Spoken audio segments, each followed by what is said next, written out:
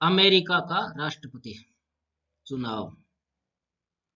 यह BA second year political science paper first selected political system में शामिल है अमेरिका का संविधान। मैं doctor Mohanlal Goswami, assistant professor of political science, government girls college Hanumangarh.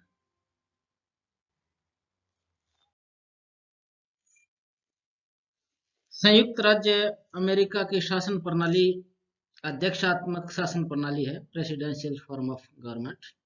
इस व्यवस्था में एक ही व्यक्ति राज्य व शासन का अध्यक्ष होता है,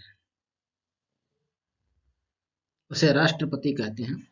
अर्थात ब्रिटेन में जो भूमिका सम्राट व प्रधानमंत्री निभाते हैं, उसे अमेरिकी शासन में अकेला राष्ट्रपति निभाता है। वहां इसका वर्णन संविधान के अनुच्छेद 2 के एक वाक्य में है। अमेरिकी संघ की कार्यपालिका शक्ति एक राष्ट्रपति में निहित होगी। अमेरिका में राष्ट्रपति पद के लिए प्रति 4 वर्ष बाद चुनाव होते हैं। जिस वर्ष लीप ईयर होता है, यानी जिसमें जन्म फरवरी में 29 दिन होता है, उस समय होता है।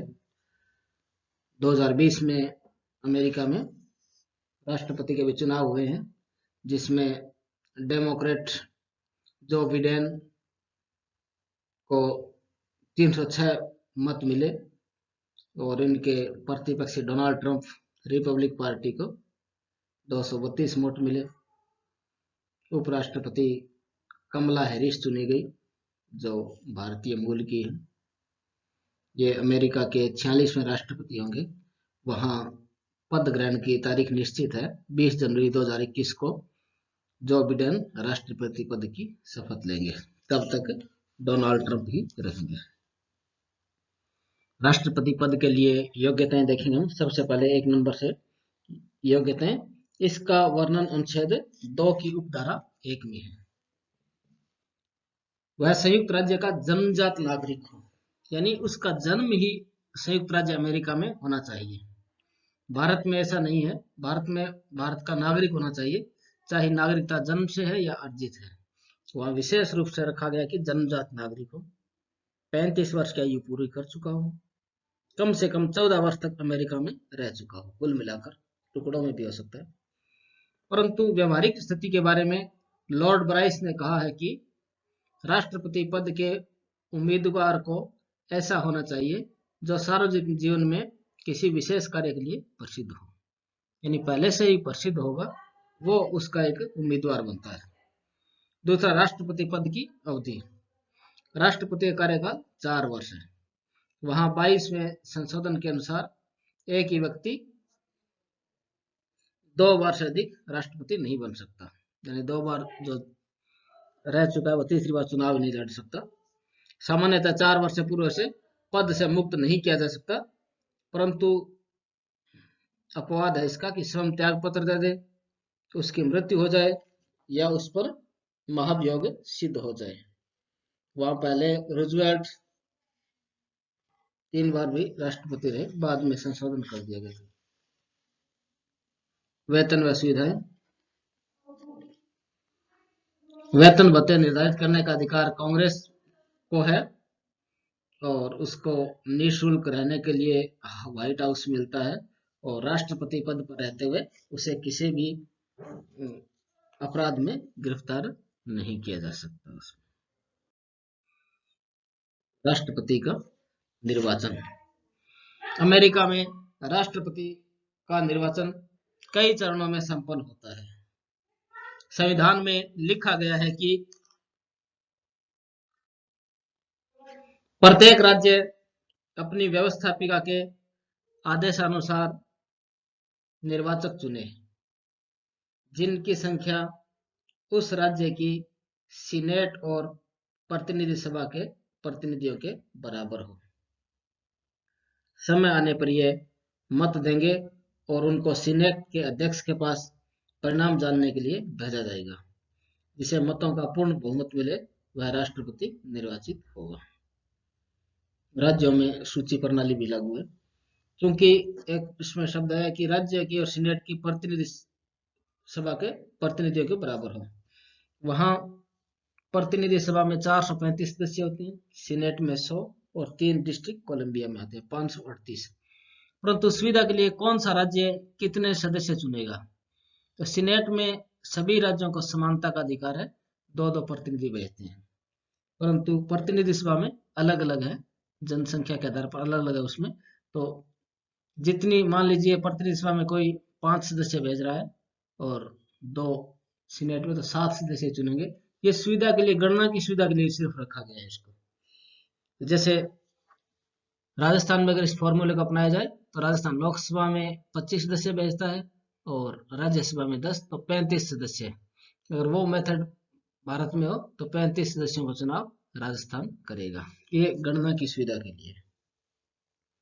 व्यवहार में इसके कुछ चरण हैं। उम्मीदवारों का मनोनयन। सबसे पहले उम्मीदवारों का मनोनयन शुरू होता है। राष्ट्रपति के निर्वाचन का प्रथम चरण देश के दोनों मुख्य राजनीतिक दल, 2 मुख्य पार्टी वहां पर, रिपब्लिक पार्टी और डेमोक्रेटिक पार्टी। डोनाल्ड ट्रंप जो है रिपब्लिक पार्टी से संबंधित है और जो बिडेन जो भी निर्वाचित हैं डेमोक्रेटिक पार्टी से। मुख्य रूप से 2 ही दल हैं। ये दोनों राष्ट्रपति व उपराष्ट्रपति पदों के उम्मीदवारों का मनोनयन करते हैं। यह परंपरा पर आधारित है। इन सबसे पहले मनोनयन होगा। मनोनयन का अलग अलग तरीका राज्य में थोड़ा अलग अलग है। इनका मनोनयन कई राज्यों के सम्मेलनों में होता है, कई राज्यों की प्रारंभिक इकाई में व कई राज्य की केंद्रीय समितियों द्वारा होता है। प्रत्येक राजनीतिक दल राष्ट्रपति व उपराष्ट्रपति दोनों पदों के लिए एक एक उम्मीदवार मनोनीत करता है।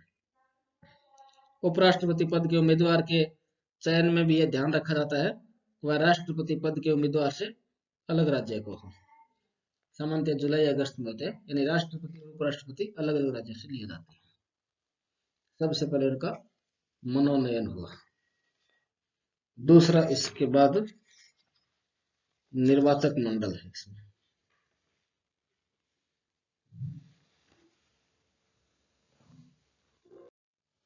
फिर इसके बाद चुनाव अभियान। राष्ट्रीय सम्मेलन का कार्य दल के चुनाव घोषणा पत्र की रचना,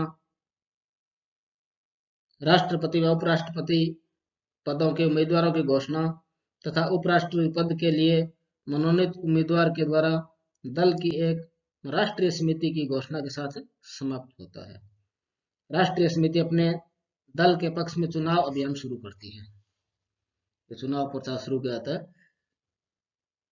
उम्मीदवार प्रचार के लिए रेडियो, टीवी या सोशल मीडिया का सहारा लेता है। यह काफी जटिल होता है, इसमें काफी आरोप प्रत्यारोप का दौर भी चलता रहता है। फिर इसमें निर्वाचक मंडल। निर्वाचक मंडल की सदस्य संख्या 538 है वहां पर। यह संख्या वो रखी गई है जैसे प्रतिनिधि सभा में 435 होते हैं, सीनेट में 100 और 3, जैसे वाशिंगटन डीसी शब्द है, डीसी का मतलब डिस्ट्रिक्ट कोलंबिया, उसके 3 प्रतिनिधि होते हैं सीनेट प्रतिनिधि सभा के लिए। तो 538 ये गणना की सुविधा के लिए रखा गया है। निर्वाचक मंडल में प्रत्येक राज्य के राष्ट्रपति निर्वाचकों की संख्या के उस राज्य के कांग्रेस में कुल प्रतिनिधियों की संख्या के बराबर होती है। यानी कांग्रेस वो कितने सदस्य भेजता है, सीनेट और प्रतिनिधि सभा दोनों को मिलाकर कांग्रेस बनती है। कांग्रेस वहां पार्लियामेंट को कहते हैं, लेजिस्लेटिव असेंबली को। चुनाव अभियान के पश्चात निर्वाचक मंडल के लिए दोनों दलों द्वारा अपने उम्मीदवार खड़े किए जाते हैं, क्योंकि निर्वाचक मंडल के लिए खड़े करते हैं, उम्मीदवार खड़े करते हैं, जिन्हें अपने दल के राष्ट्रपति व उपराष्ट्रपति को मत देने की प्रतिज्ञा करनी पड़ती है। इनका चुनाव वयस्क मताधिकार के आधार पर होता है। निर्वाचकों का चयन सूची प्रणाली के आधार पर होता है। चुनाव करने की एक पूरी लिस्ट होती है, इसके आधार पर होता है। अमेरिका में लाभ के पद पर आसीन कोई व्यक्ति इस मंडल का सदस्य नहीं हो सकता, सामान्यतः सरकारी कर्मचारी या सरकार से डायरेक्ट बेनिफिट ले रहा हो। फिर है राष्ट्रपति का चुनाव। निर्वाचक मंडल के सदस्य सामान्यतः दिसंबर को अपने अपने राज्यों की राजधानी में एकत्रित होते हैं तथा राष्ट्रपति व उपराष्ट्रपति के लिए मत देते हैं। मतपत्रों को सीनेट व प्रतिनिधि सभा के सदस्यों की उपस्थिति में खोला जाता है। सीनेट का अध्यक्ष मतपत्रों की घोषणा करता है और 20 जनवरी को वो राष्ट्रपति पद ग्रहण करता है। अभी चुनाव हुए, इसमें 538 में जो बहुमत है 270 का, उसमें जो बिडेन को 306 मिले और डोनाल्ड ट्रंप को 232 वोट मिले। तो जो बिडेन निर्वाचित हुए 20 जनवरी को यह पद ग्रहण करेंगे।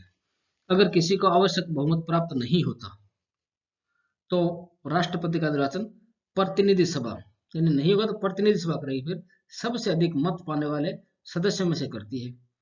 2 बार ऐसा हुआ, 1801 में जेफरसन व 1825 में एडम्स। अब व्यवहार में देखें इसका, ये तो सैद्धांतिक व्यवस्था थी। व्यवहार में क्या होता है, चुनाव के स्वरूप थोड़ा अलग है। सैद्धांतिक दृष्टि से राष्ट्रपति का चुनाव अप्रत्यक्ष विधि से होता है, परंतु व्यवहार में ये अप्रत्यक्ष नहीं रहा, प्रत्यक्ष ही हो गया। जैसे भारत में होता है तो 2 प्रधानमंत्री पद के उम्मीदवार हो गए, तो उनके लिए वोट देने की अपील की जाती है। ऐसे ही वहां पर डोनाल्ड ट्रंप, जो बिडेन का जैसे चुनाव हो रहा है। राष्ट्रपति पद के निर्वाचक मंडल का चुनाव पहले राज्य की व्यवस्थापिका द्वारा होता था, परंतु अब सीधे जनता द्वारा होता है। जिस राजनीतिक दल के निर्वाचक मंडल को जनता चुनती है, उसी दल का उम्मीदवार राष्ट्रपति होता है। यानी पहले से एक तरह से पता चल जाता है कि किसके जो मत ज्यादा मिले हैं निर्वाचक मंडल को। देश में इसमें मुख्य 2 राजनीतिक दल है, रिपब्लिक पार्टी और डेमोक्रेटिक पार्टी।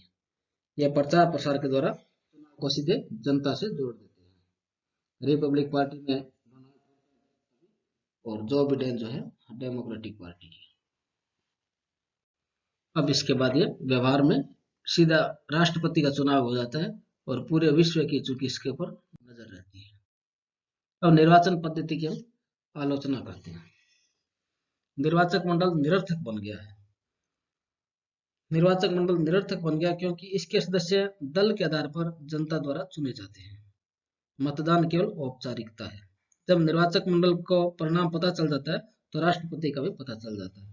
जैसे अभी हुआ, इस बार पता चल गया कि सबसे पहले निर्वाचक मंडल में जो डेमोक्रेट पार्टी है उसके ज्यादा मत मिल रहे हैं, तो पहले से पता चल गया कि ये जो बिडेन है राष्ट्रपति बनेंगे।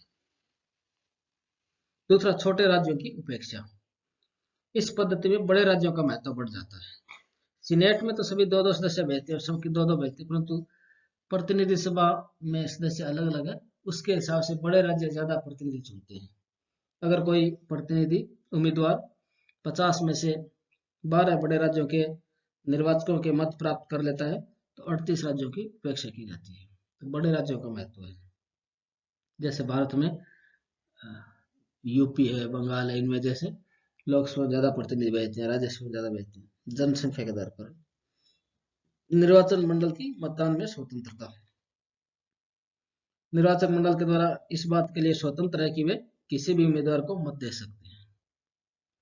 परिणाम स्वरूप अनेक बार ऐसा हुआ कि किसी दल के निर्वाचन मंडल के सदस्य ने किसी अन्य दल के राष्ट्रपति को दे दिया। तो उसमें अगर हॉर्स ट्रेडिंग की भी, खरीद फरोख्त की भी संभावना रहती है, जैसे भारत में एक तरह से ये बुराई के रूप में देखा जाता है। प्रतिनिधि सभा द्वारा चुनाव गलत। जब निर्वाचक मंडल के मतदान में किसी भी उम्मीदवार को बहुमत नहीं मिलता तो इसका निर्णय प्रतिनिधि सभा करती है और इस आधार पर किया जाता है। तो ये एक तरह से जनता का जो मैंडेट है उसको रिफ्लेक्ट नहीं करता, उनकी मर्जी से आता है, तो परिणाम अलग हो सकता है। चुनाव आयोग जैसी संस्था नहीं है। जैसे भारत में चुनाव के लिए चुनाव आयोग जैसी संस्था है, तो वहाँ ऐसी संस्था नहीं है। और 50 राज्य अलग अलग चुनाव पद्धति है और अलग राज्यों में अलग अलग नियम है, तो इससे भी एक थोड़ी परेशानी पैदा हो सकती है। परंतु इस सब के बावजूद भी निष्कर्ष रूप में कह सकते हैं कि अमेरिका में बहुत एक मैच्योर डेमोक्रेसी है और चुनाव में मैच्योरिटी के साथ मतदान किया जाता है। वहाँ चुनाव आयोग जैसी संस्था नहीं है, फिर भी खरीद फरोख्त जैसी इस तरह की संभावना बहुत ही कम है और बहुत ही मैच्योर तरीके से स्मूथली चुनाव होता है, जैसा अभी 2020 में हुआ है। पूरे विश्व की इसके ऊपर नजर रहती है और इसमें काफी खर्चा भी होता है। अब इसकी तारीख भी निश्चित है, 20 जनवरी को वो पद ग्रहण करते हैं। धन्यवाद।